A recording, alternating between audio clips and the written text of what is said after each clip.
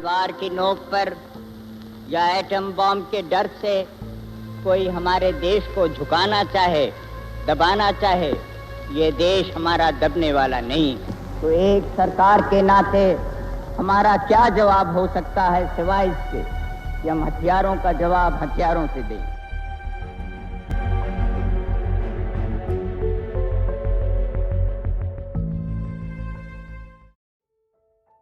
हिंदुस्तान के दूसरे प्रधानमंत्री, जिनका जन्म 2 अक्टूबर 1904 को उत्तर प्रदेश के बनारस जिले के मुगल सराय में हुआ था। अपनी पढ़ाई पूरी करने के लिए वे बनारस के काशी विद्यापीठ पहुंचे, जहां से अपनी ग्रेजुएशन पूरी करने के बाद 1928 में ललिता देवी से शादी करी और दहेज लेने से भी मना कर दिया, क्योंकि वे दहेज प्रथा के खिलाफ थे। और महज 16 साल की उम्र में गांधी जी के सत्याग्रह की मुहिम में शामिल हो गए और सिर्फ 12 साल की उम्र में उन्होंने अपना सरनेम हटा दिया, क्योंकि वो कास्ट सिस्टम के खिलाफ थे। और शादी के बाद अपनी बीवी ललिता को उन्होंने खादी पहनने को कहा और उन्होंने भी बिना कहा सुने उनकी बात मान ली। यहाँ तक कि उनके मरने के समय तक भी उनके पास एक ही कार थी, वो भी उन्होंने किश्तों पर ली थी।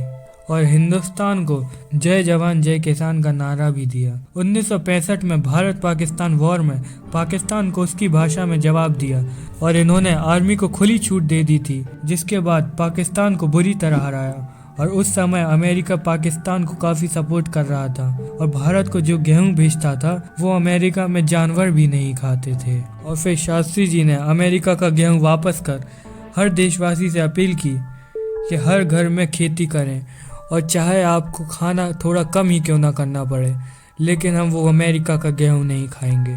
और यहाँ तक कि लोगों ने शास्त्री जी की बात सुनकर सोमवार व्रत रखना भी चालू कर दिया।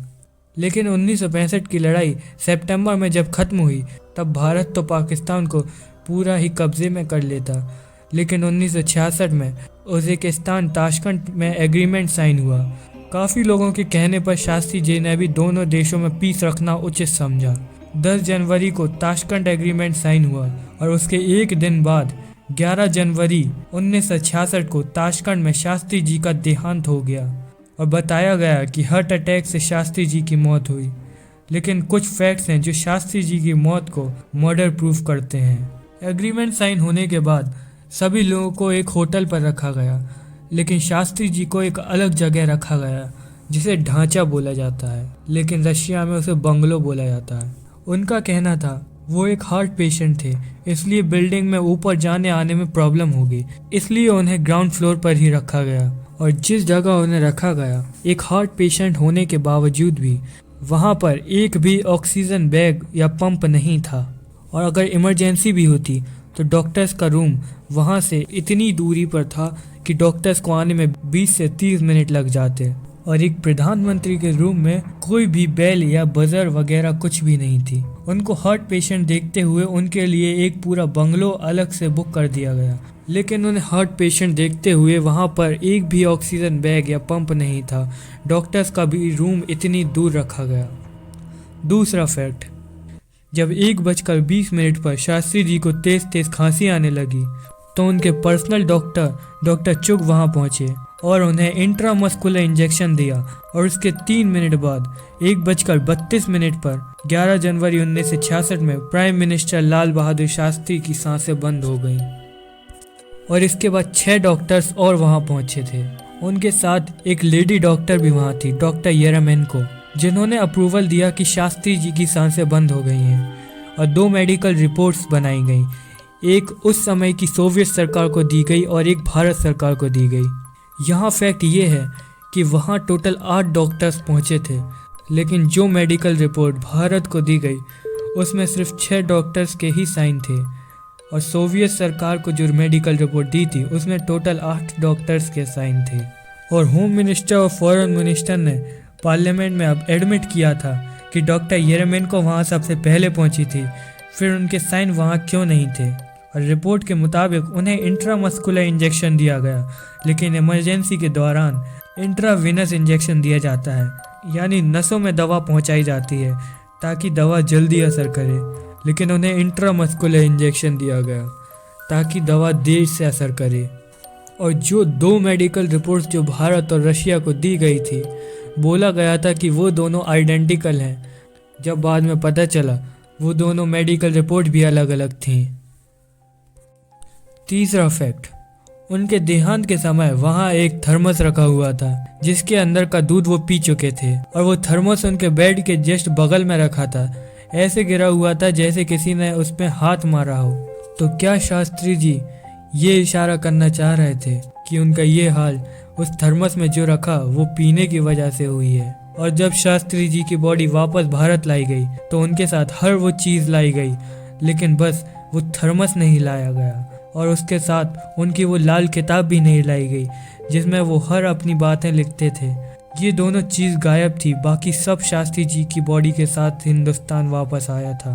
तो क्या शास्त्री जी की मौत उस थर्मस में जो दूध रखा उसे पीने की वजह से हुई थी? क्या उसमें पॉइजन था?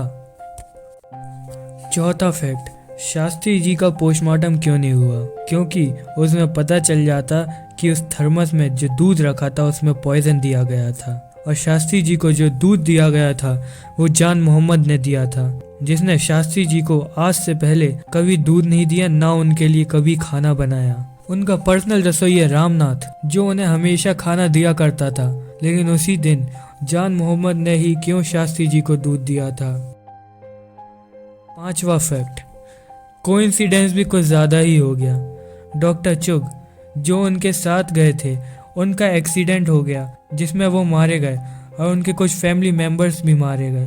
और शास्त्री जी का पर्सनल असिस्टेंट रामनाथ, उसका भी एक्सीडेंट हुआ जिसमें वो अपाहिज हो गया लेकिन मरा नहीं। उसका फिर से एक्सीडेंट हुआ जिसमें वो मर गया। दोनों की कोइंसिडेंटली कार एक्सीडेंट में डेथ हो गई। शास्त्री जी के केस में 2 विटनेसेस थे, एक तो रामनाथ और दूसरा उनका पर्सनल डॉक्टर चुग। 2 विटनेसेस दोनों ही मर गए। छठा फैक्ट, उस टाइम यूएसएसआर यानी रशिया और अमेरिका में कोल्ड वॉर चल रहा था, यानी स्पाइस का दौर था।